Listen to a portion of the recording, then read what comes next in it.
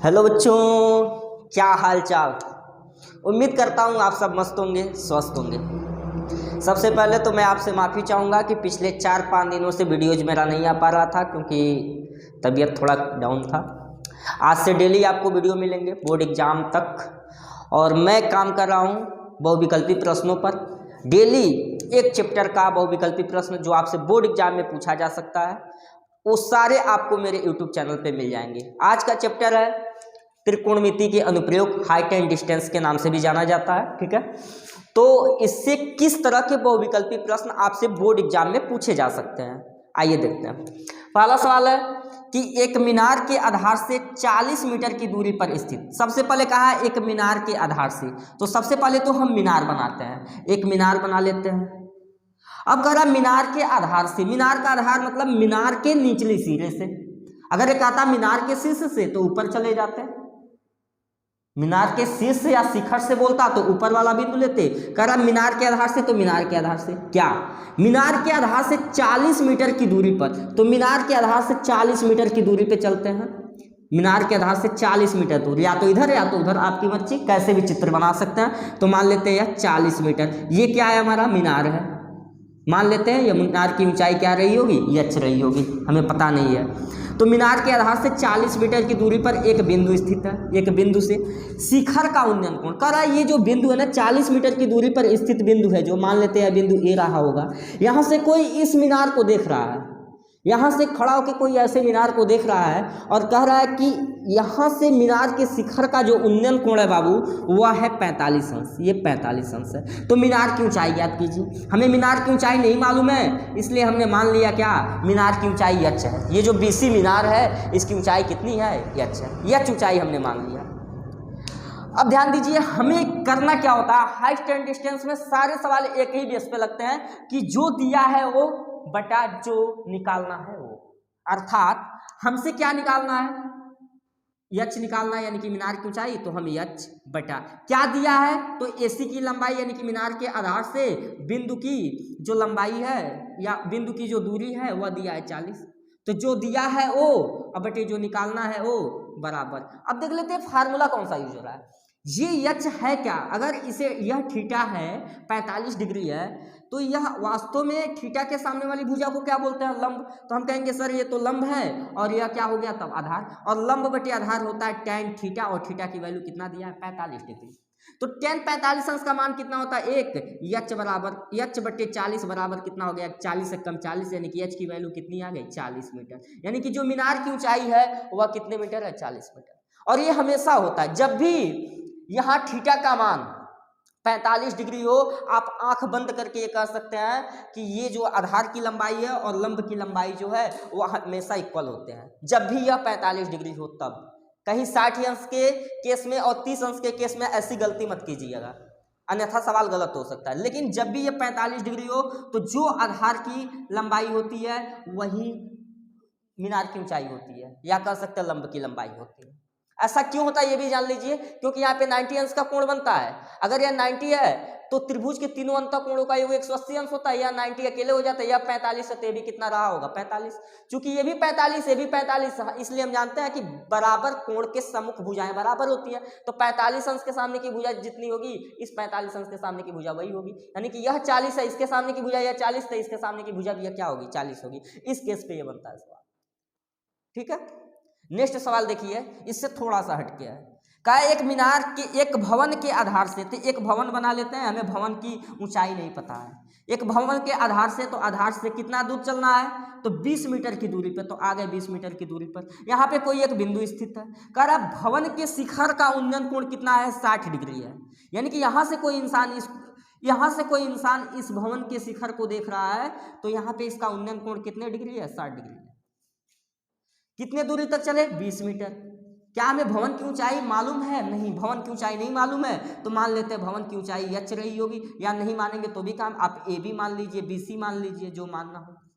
ठीक है, हम जानते हैं कि ऐसे सवाल को कैसे लगाते हैं, जो निकालना है वो बटा जो दिया है वो, या जो दिया है वो बटा जो निकालना है वो। सिर्फ इसी सवाल पे पूरे आपके चैप्टर लग जाते हैं। हमें क्या निकालना है, तो हमें यच निकालना है, भवन की ऊंचाई क्या दिया है, तो नीचे आधार की लंबाई जो है वो हमें दिया है 20 मीटर बराबर क्या, कौन सा फार्मूला है, हम जानते हैं यच क्या है, यच है लंब, क्योंकि थीटा के सामने वाली भुजा क्या होती है, लंब। थीटा के सापेक्ष लेंगे तो ये यच क्या पड़ेगा, लंब, और यह क्या हो गया, आधार। लंब बटे आधार क्या होता है, tan थीटा, और tan और थीटा की वैल्यू है कितनी, 60 अंश, तो tan 60 अंश का मान कितना होता है, √3, तो यच अपान 20 इक्वल टू √3, तो यच की वैल्यू 20 का इसमें मल्टीप्लाई हो जाएगा, क्रॉस मल्टीप्लाई करेंगे तो हो जाएगा 20 कड़ी में 3 मीटर, यानी कि ऑप्शन नंबर बी सही है।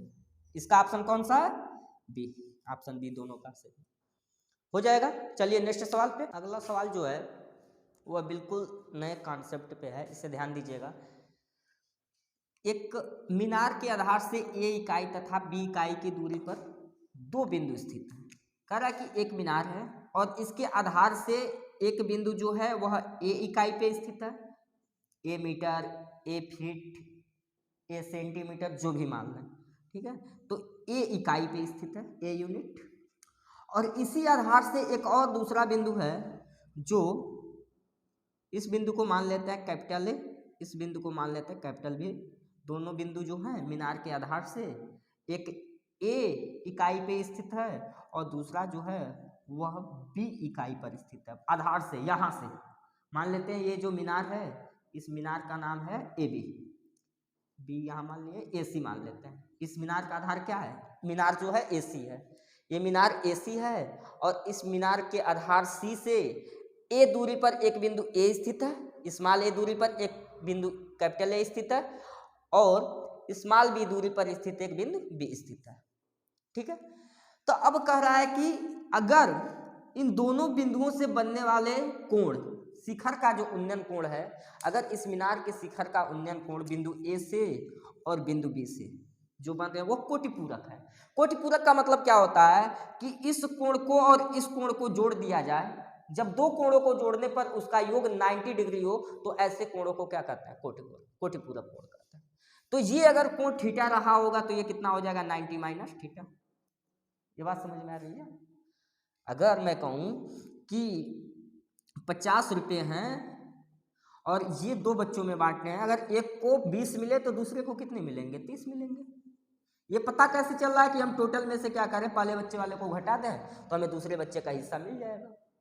तो यही बात है, दोनों का योग कितना होना चाहिए, 90 होना चाहिए। दोनों का योग, एक के हिस्से में थीटा आया तो दूसरे के हिस्से में क्या आएगा, 90 माइनस थीटा आएगा। तो एक का थीटा है, दूसरे का क्या है, 90 माइनस थीटा। तो दो कोणों का योग अगर 90 डिग्री हो तो ऐसे कोणों को क्या कहते हैं, कोटिपूरक कोण कहते हैं। तो मीनार के आधार से जो दो बिंदु स्थित है, बिंदु ए और बिंदु बी, यहां से जो शिखर का उन्नयन कोण बन रहा है वो एक दूसरे के क्या है, कोटिपूरक है। अगर आप मीनार की ऊंचाई ज्ञात कीजिए, इस केस में जब भी मीनार के आधार से दो बिंदुओं की बीच की दूरी हो और उन दोनों बिंदुओं से कोटिपूरक कोण बन रहे हो तो हमेशा मीनार की जो ऊंचाई होती है वह √AB होती है, अर्थात पहले बिंदु की दूरी गुणे दूसरे बिंदु की दूरी और पूरे का क्या निकाल लेंगे, वर्गमूल, √AB। ऑप्शन नंबर सी हमारा सही है। ये ऑप्शनल क्वेश्चन है इसलिए मैं ऐसे बता दे रहा हूं, इसका प्रूफ है लंबा पड़ेगा।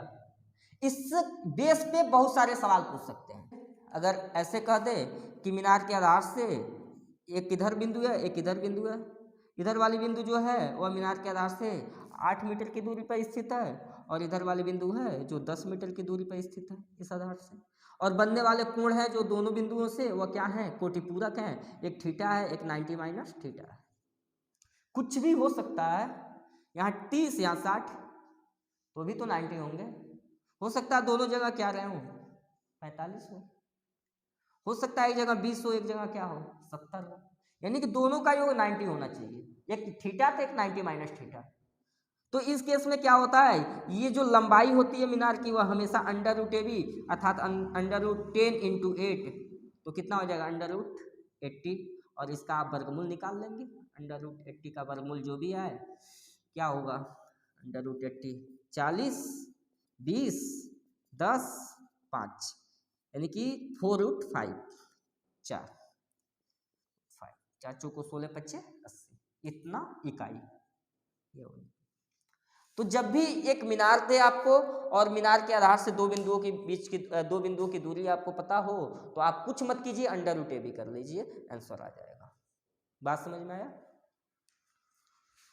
सेम उसी कॉन्सेप्ट पे अगला सवाल बनाया है चौथा, कि एक मीनार के आधार से 100 मीटर और 25 मीटर दूर, यानी कि एक मीनार है, इसके आधार से एक 100 मीटर की दूरी पर कोई बिंदु स्थित है। मान लेते हैं यह बिंदु ए है जो मीनार के आधार से 100 मीटर की दूरी पर स्थित है। कह रहा है और 25 मीटर दूर एक और भी बिंदु है जो मीनार के आधार से ही, मान लेते हैं यह बिंदु बी है और यह जो है 25 मीटर की दूरी पर स्थित है। ठीक है, ध्यान रहे हमेशा मीनार के आधार से दूरियां लेंगे। गलती से बच्चे ये सोचते हैं कि मीनार के आधार से यहाँ तक की दूरी, यहाँ से लेके यहाँ तक की दूरी 100 मीटर है, गलत हो जाता है सवाल, तब उस फार्मूले पे नहीं लग पाएगा अगर ऐसा केस बनता है। ठीक है ना, ये यहाँ से ये भी दूरी पता होनी चाहिए, यहीं से ये भी दूरी पता होना चाहिए। अगर यहाँ से यहाँ तक की दूरी पता है, यहाँ से यहाँ तक की दूरी पता है, तो आप कोशिश करके यहाँ से यहाँ तक की दूरी निकाल लीजिए। अर्थात अगर यहाँ से यहाँ तक 25 है और यहाँ से यहाँ तक 100 है, तब टोटल कितनी हो जाएगी 125। तब ये दूरी 25 और पूरी वाली 125 लेंगे। एक छोटा लेना होता है और एक पूरा लेना होता है। समझ में आ रहा है? तो ये गलती कभी मत करेंगे कि यहाँ तक की दूरी फिर से यहाँ तक की दूरी, तब अंडर रूट ए बी पे नहीं लग पाएगा सवाल। देखिए, एक मीनार के आधार से 100 मीटर और 25 मीटर की दूरी पर स्थित उसी समतल में स्थित दो बिंदु ए और बी। तो मान लेते हैं दो बिंदु हैं ए और बी, आप इसको ए या इसको ए मान ले, कोई फर्क नहीं पड़ता है। सीधी रेखा में है, उन पर मीनार के उन्नयन कोण एक दूसरे के कोटिपूरक है। देखिए आ गया, मीनार के जो उन्नयन कोण है वह दूसरे के क्या है, कोटिपूरक है। अर्थात अगर एक जगह से थीटा अंश का कोण बन रहा हो तो दूसरे जगह से क्या 90 माइनस थीटा बनेगा। ऐसे केस पैदा होंगे। अगर यहाँ 30 अंश है तो यहाँ कितना हो जाएगा 60 अंश है, यहाँ 20 है तो यहाँ कितना होगा 70 अंश, यहाँ 45 तो यहाँ पर भी 45। ऐसा तो केस पैदा ही नहीं, इधर हो जाएगा, बराबर होंगे। तब अगर यहाँ 45 है तो इधर भी 45 होगा, इधर बनेगा, एक ही पे नहीं बन जाएगा। तो ऐसे केस होंगे। अगर ऐसा होगा तो कैसे सवाल लगाएंगे? ठीक है, तो ध्यान दीजिए, कोटिपूरक का मतलब आपको समझ में आना चाहिए कि दो कोणों को जोड़ के 90 होना चाहिए। हालांकि ये नीचे वाला जो कोण होता है वह ज़्यादा होता है दूर वाले कोण से। ठीक है, हाँ, अगर ये 30 है तो ये 60 होगा और यह अगर 20 है तो ये 70 होगा, ऐसा होता है। ठीक है, नीचे वाला कोण ज्यों ही हम मीनार के नज़दीक जाते जाएंगे कोण उतना ही बढ़ता जाता है, कोण उतना ही बढ़ता जाता है। एकदम नज़दीक चले जाएंगे ऐसे देखेंगे पूरा 90 डिग्री पे, मूड ही टेढ़ा हो जाएगा। अच्छा चलो, तो कह रहा है कि हमें क्या करना है, मीनार की ऊंचाई ज्ञात करना है। मान लेते हैं मीनार की ऊंचाई h है, या जो भी आपको मानना हो, ए बी सी डी मान लेते हैं। अब हमें इसकी ऊंचाई ज्ञात करना, हमने क्या बताया आपको कुछ नहीं करना है। अगर बहुविकल्पी प्रश्न है तो आपको अगर सवाल लगाने लग जाएंगे तो निश्चित रूप से सवाल पूरे 5 मिनट तक लगेगा, अगर विस्तार से लगाएं तो 6 नंबर पाने के लिए। हालांकि यह सवाल 6 नंबर का ही है, लेकिन 1 या 2 बार इसे बहुविकल्पी में भी डाल दिया है।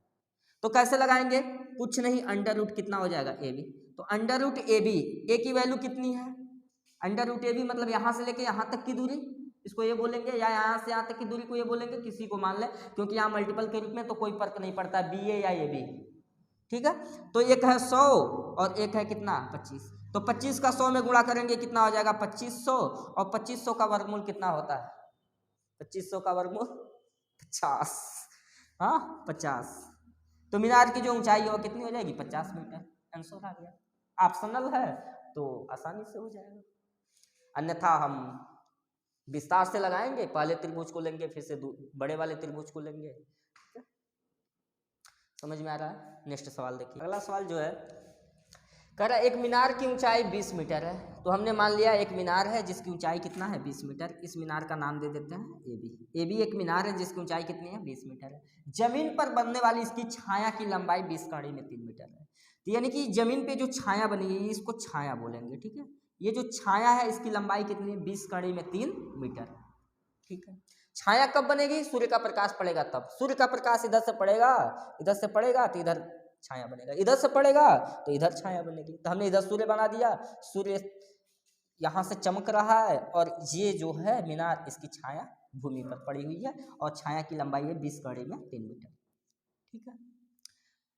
सूर्य का उन्नयन कोण ज्ञात कीजिए। अब बोला कि सूर्य का उन्नयन कोण, अगर मैं इस छाया के अंत बिंदु से सूर्य को देखूं तो कितने डिग्री पे ये दिखेगा, अर्थात थीटा का मान पूछना चाहता हूं।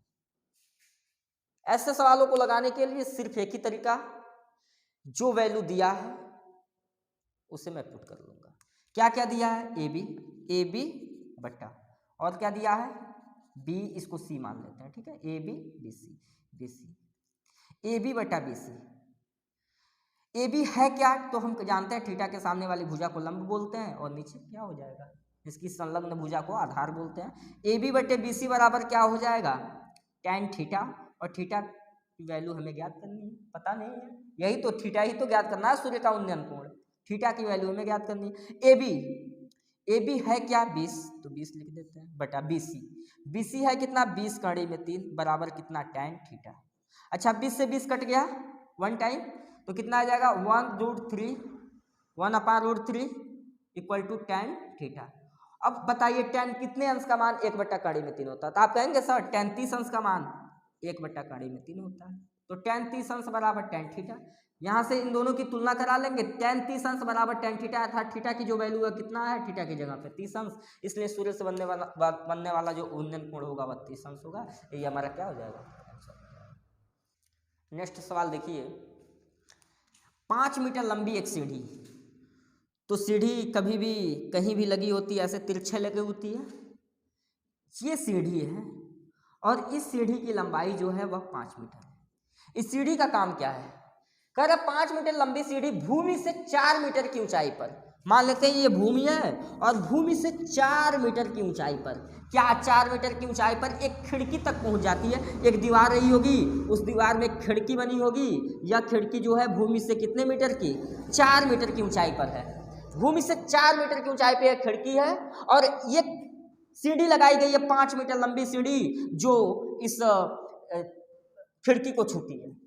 तो हमें कह रहा है कि दीवार के आधार से सीढ़ी के निचले सिरे तक की दूरी ज्ञात कीजिए, यानी कि दीवार के आधार से सीढ़ी का निचला सिरा, मान लेते हैं इसको नाम दे देते हैं ए बी सी। तो सीढ़ी का निचला सिरा सी है और दीवार का आधार क्या है? बी। तो दीवार के आधार बी से सीढ़ी के निचले सिरे सी की दूरी ज्ञात करनी है, अर्थात बी सी हमें चाहिए। कैसे मिलेगा? थीटा की वैल्यू नहीं दिया है। हम जानते हैं चूंकि यह समकोण त्रिभुज है, क्योंकि दीवार हमेशा 90 डिग्री पे खड़े होती है ना।